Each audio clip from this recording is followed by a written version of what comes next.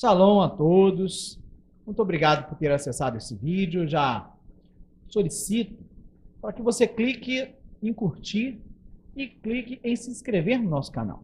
Estaremos sempre postando novos estudos, novos debates e artigos e informações muito relevantes para você que quer viver judaísmo messiânico de acordo com a Torá, com Yeshua e os seus emissários, né? Sem mais e sem menos, vamos dizer assim. Viver o mais original possível, viver sem um peso extra, mas viver também de modo correto, íntegro, de acordo com a Torá. Eu convidei aqui para esse primeiro debate, digamos assim, para a primeira entrevista, o Rabino Yosef Baruch, o Rabino Fábio Oliveira, da Beit Miklat de São Gonçalo, que estará nos ajudando a esclarecer melhor para aquelas pessoas que querem viver exatamente, não de modo liberal, mas não de modo ortodoxo, com peso desnecessário. Infelizmente, tem cometido grande parte daquelas pessoas que querem viver judaísmo messiânico, mas que precisam de melhores informações. Não somente um tipo de informação que aponta e leva a pessoa para uma vida ultra-ortodoxa. E nós estaremos começando, voltando um pouco na história. De onde começou? Que tipo de judaísmo Yeshua vivia? O que ele tinha? Então, Yosef Rabino, nos dê essa introdução sobre o princípio da sinagoga de Yeshua, digamos assim. Shalom para todos, é um prazer estarmos aqui nesse programa, nesse canal, junto com o nosso amigo Shaul Ben Amitai, o Helder, e um tema muito importante, o que tem ocorrido agora nesses últimos dias é um avanço do desejo de querer seguir originalmente o que era desde o princípio, na fé em Yeshua, na fé na Torá. E como já foi dito aqui sobre esse princípio, como era o judaísmo de Yeshua, que esse é o nosso modelo de tantos judaísmos que existem e de tantos judaísmos que existiram em toda a história, se nós começarmos a olhar para o próprio livro que chamamos Brit Hadashah, o Novo Testamento, nós vamos ver qual era o tipo de vida que Yeshua vivia.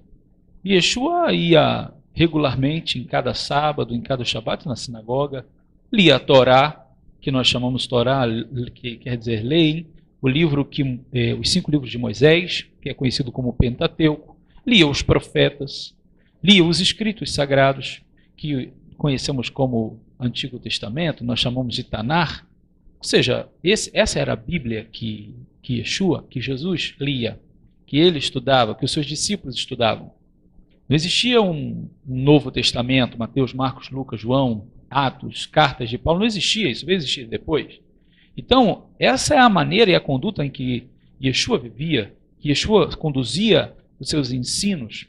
A mensagem era sempre pautada no que ele chamava de palavra de Deus, vontade do Pai, que era dentro dos escritos sagrados, da lei, da Torá e dos escritos sagrados.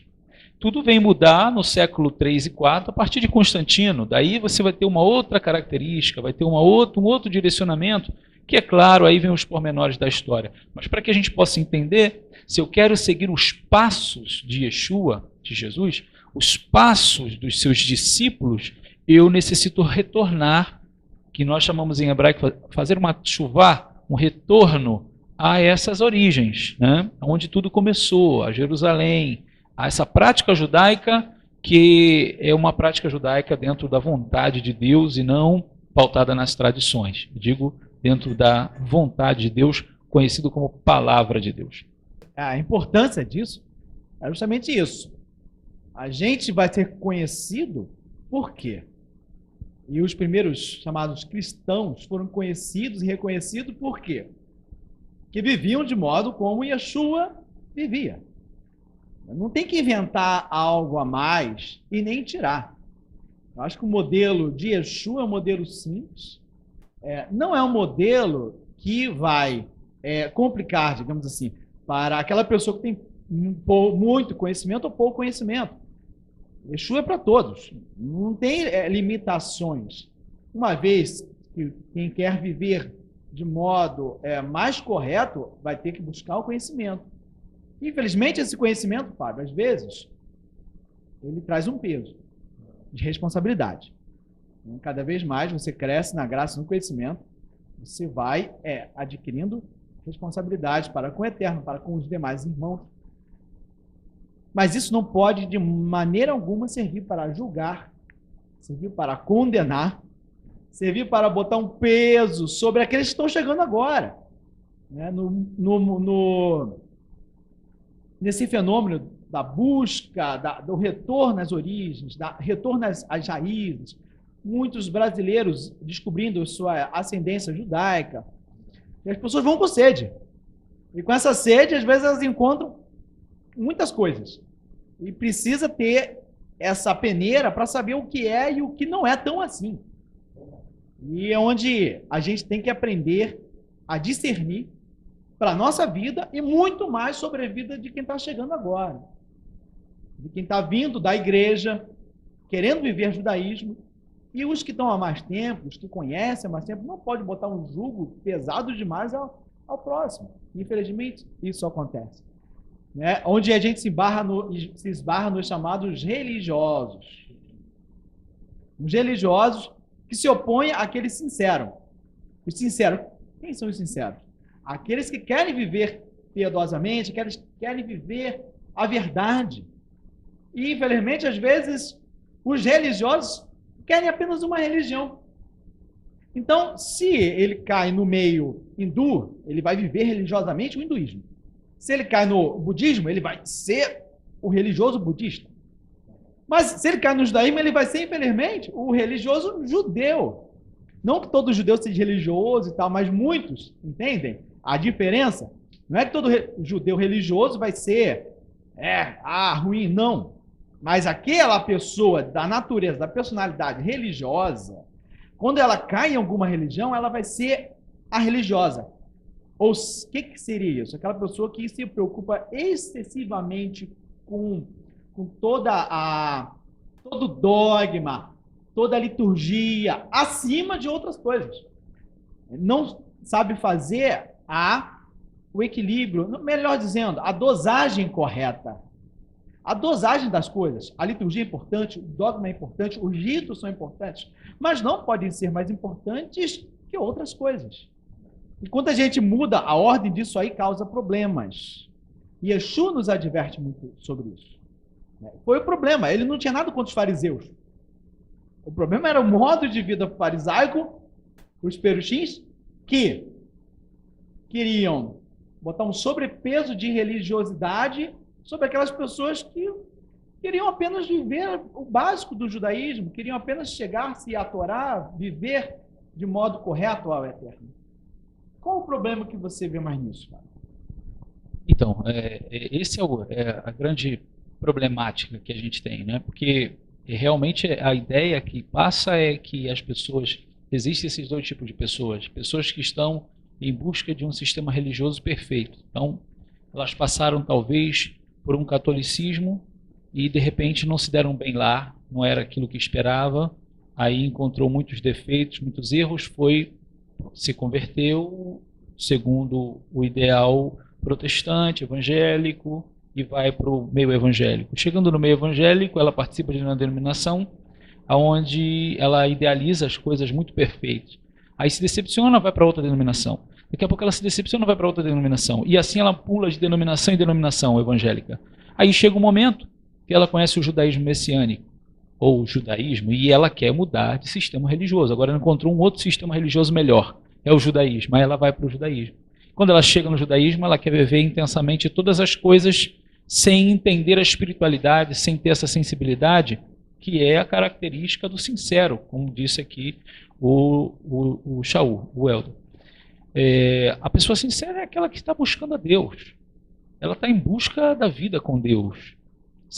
Claro que aí há uma diferença, né, dos meios religiosos, mas se no meio evangélico ela está vivendo uma vida com Deus e de repente ela conhece suas raízes, ela está em busca de conhecer mais a origem da sua família, que ela tem uma origem judaica, ou mesmo que não tenha, mas se identifica em fazer um retorno ao que Yeshua vivia, como era a comunidade daqueles que serviam a Deus na época de Yeshua, de Jesus, sendo judeu ou não, então ela começa a vir para o judaísmo messiânico e ela vem.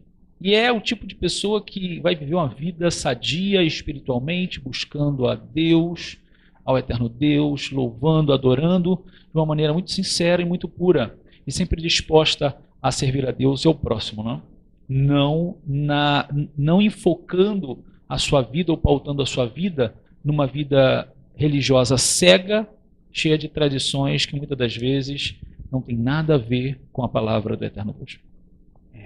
Um exemplo, vamos dar um exemplo. Não que seja errado e nem é como nós dizemos. Tem a dosagem. Por exemplo, ritual da lavagem das mãos, Netilat Yadai. Yeshua, ele não acabou com essa prática. Ele apenas deu a dosagem correta.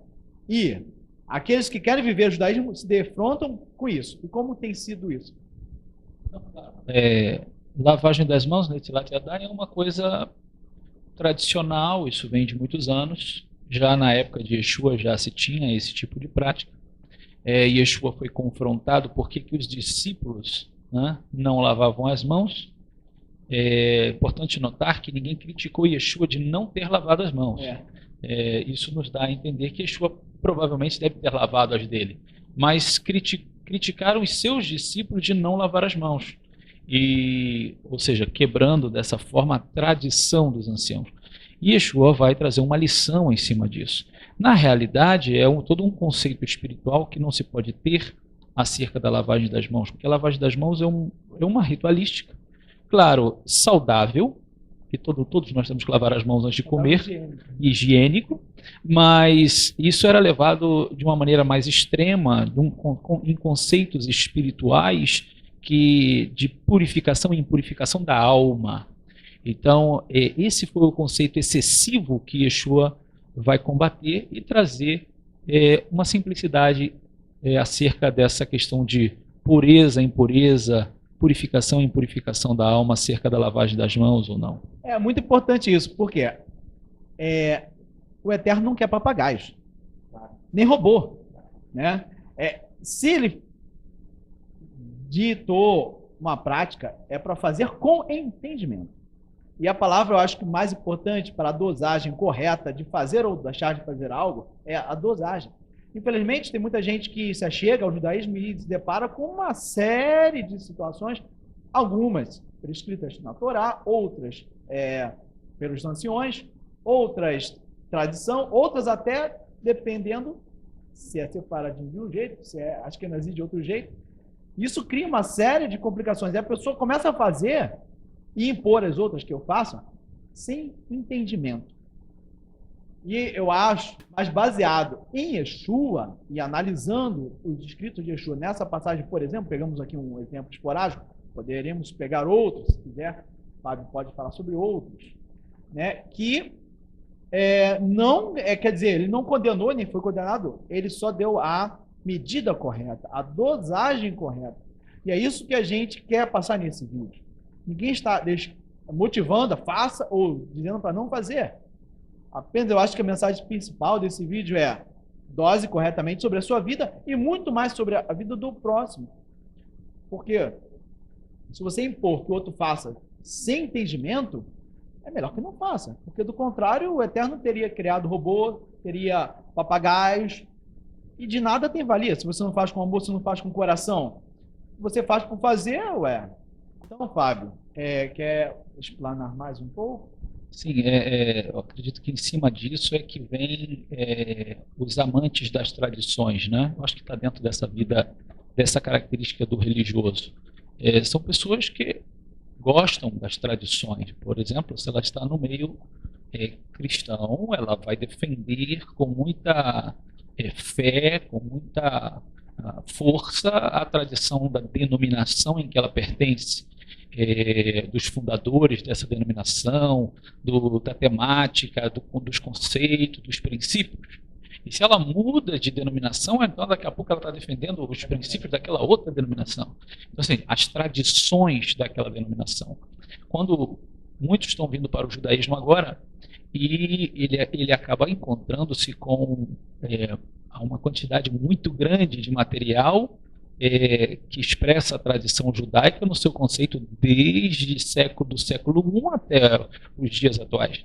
Então, do que não falar do Talmud babilônico, o Talmud de Jerusalém, a própria conhecida como Halahá, a lei judaica, o que traz as normas e condutas do dia a dia, da vida judaica, diário, que foi criado por Yosef Karo no século XVI.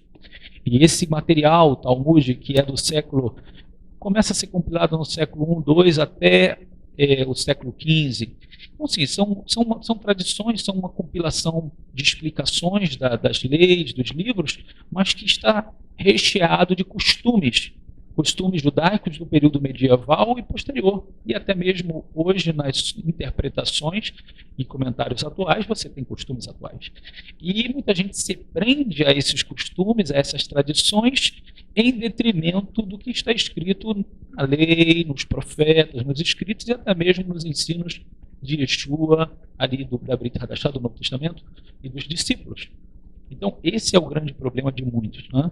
Que é abraçar as tradições e supervalorizar essa tradição acima do que a Torá, do que a Bíblia, do que a palavra de Deus ela ensina. Isso me lembra o apóstolo Paulo, Shaul Hachalia, que vivia de modo íntegro, totalmente ali 100% imerso em Torá, em tradição, em todo conhecimento, inclusive a levá-lo ao erro, né? Que todos aqueles que creem, como nós, que Yeshua é o Mashiach, ele estava equivocado. Baseado por quê? Ele, na tradição, quando ele começou a colocar a tradição acima do que era importante, olha o perigo. O problema não é seguir tradição, amado. O problema é quando você coloca isso acima de outras coisas. Porque dentro da tradição judaica existem coisas muito boas, né? Claro que eu não estou aqui apontando, acusando, dizendo que a tradição judaica é uma tradição ruim. Não.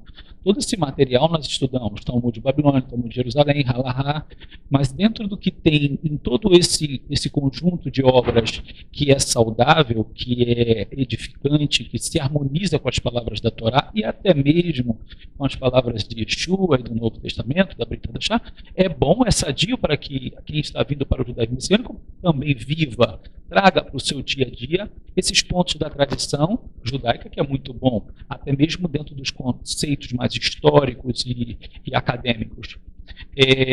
O grande problema é quando a pessoa traz isso como se fosse a maior verdade e ela coloca em cima, ela coloca isso com um grau de importância maior do que a própria Torá, do que a própria palavra do Eterno Deus. Surge então um grupo de pessoas que está sempre... existem aqueles que veem isso tudo de uma forma muito direta, contundente, e outros que acabam selecionando o que eles vão viver, né? O que agrada a ele, ele vive. O que não agrada, ele não vive. Ou seja, uns ele faz e outros ele não faz. Ou seja, o que convém. Acabam selecionando, né? E o que ele acha que deve ser vivido, ele quer impor sobre os outros. Existe. Quem está se chegando agora ao judaísmo messiânico, né? Tem, digamos assim, escadas, degraus a serem subidos, serem escalados. São etapas, né? Quem já chega, começa a ganhar importância, a entender o que é guardar o Shabat, né? Significado de algumas palavras. Porque se você começar a ler já o Talmud, você vai ter o primeiro problema, que é a tradução. Depois é a interpretação. Você vai dar a interpretação faltando coisas, faltando ferramentas que ficaram para trás. E aí causa muita confusão. Atropela processos. Ninguém está dizendo para não fazer ou deixar de fazer, não é isso. São etapas. Eu acho que o pior de tudo isso, de todos os materiais que temos da tradição judaica, o pior deles é a Kabbalah, ou Kabbalah, como muita gente gosta de chamar. esse é um grande problema, porque é uma visão mais mística, uma visão mais espiritual, mais espiritualizada do contexto da Torá, da lei. Então, há muita gente que não conhece nada de Kabbalah. Também existe um lado bom e um lado muito ruim da Kabbalah, né? Tem gente que conhece só o lado ruim, né? E acaba depreciando toda ela. Mas, para quem não conhece nada, mergulhar nesse tipo de estudo e conhecimento já é um grande perigo a ser levado à heresia ou se apostatar até mesmo de Yeshua. Esse é o alerta maior, né? Caminhos que nós já vimos, pessoas que traçaram esse caminho, o final dele, sabe qual é? Negar Yeshua como Mashiach. Esse que é o pior. Esse que é alerta. Não que você começou a ver uma tradição e quer seguir, está com sede, desejo, você não vai negar Yeshua de imediato. Mas, se você continuar nessa caminhada, atropelando processos, atropelando etapas, né? Tá aí 4, 5 anos, que são muito pouco para viver judaísmo, né? Atropelar etapas. Infelizmente, nós já vimos, eu com pouco tempo, o Rabino Yosef com muito mais, caminhos, final desse caminho não é caminho bom, é caminho de morte, infelizmente. Há caminhos que parecem bons, mas o seu fim são fins de morte. Porque atropelam etapas. E morte maior, para quem crê em Yeshua como Mashiach, é a negação. A morte espiritual, para nós que cremos assim, é a morte pior. Espiritualmente falando, é negar o Mashiach de Israel, o enviado do Eterno para a nossa salvação. Se você o negue, quem te salvará? Verdade, eu acho que aí é que entra, né, a ideia dos, como Yeshua disse, não entram e não deixam os outros entrarem. Muita gente hoje se julgando muito sábio, muito mestre e ensinando muitas coisas ruins e erradas acerca da Brit Hadashah, do Novo Testamento, e até mesmo sobre Yeshua, o Messias de Israel, fazendo com que muita gente perca a fé, muita gente venha negar. E o que aguarda, na realidade, é uma vida agora pautada não mais na misericórdia do eterno Deus, no que é muito chamado de graça, a misericórdia do eterno Deus, e muita gente hoje vive de uma forma em que está vivendo uma vida pautada na sua própria justiça, né? Porque ele guarda isso, aquilo outro, porque ele faz isso e aquilo outro, ele está bem diante de Deus, e é isso que vai garantir, né, o Olam Rabá, que é dito assim, o porvir, a vida eterna. Então, esse é o grande problema. Eu acho que esse é o problema. No fundo, por isso que a gente costuma falar, no fundo, um pano de fundo de toda essa história de quem quer colocar a tradição, a ultra-ortodoxia acima de coisas espirituais mais importantes, no fundo, o pano de fundo é negar Yeshua, é negar que só por ele você salvará. Verdade. No fundo é isso. Por mais que pode estar escondido, pode estar bem oculto, mas no fundo, o caminho é negar Yeshua. Por mais que você esteja batendo o pé, dizendo, não, Yeshua é minha salvação. Mas quando você começa a querer fazer coisas, ou deixar de fazer coisas, e achar que isso te salva, é o primeiro passo.